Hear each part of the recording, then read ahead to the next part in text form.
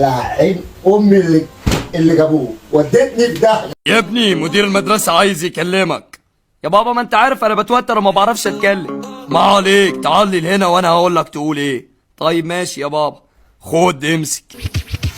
الو، ازيك يا حبيبي؟ بيقول لي ازيك يا حبيبي؟ قول له الحمد لله. الحمد لله. ليه مستواك بقى كده متراجع؟ بيقول لي ليه مستواك بقى كده متراجع؟ ما انت حمار ما بتسمعش مني يا باجح.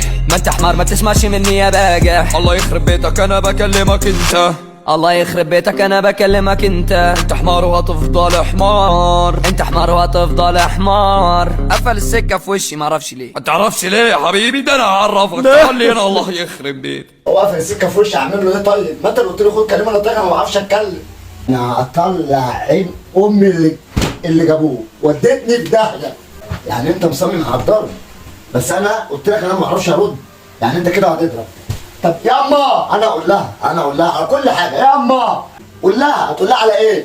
خلاص انا اقول لها على ام هاني وام رجب وام ايمن وام فتحي وام فوزيه ولسه.